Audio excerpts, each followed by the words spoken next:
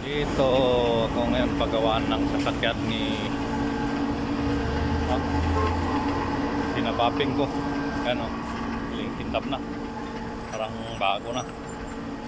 Tapos paggawa ko tong sasakyan, yung loob. No? Palagyan ng palagyan ng plastic para gumanda yung loob.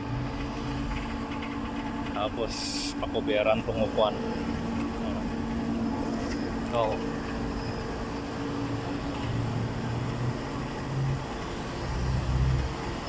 ano gumawa? So, naming pagpilian. Gawa kami dito gagawin yung dami.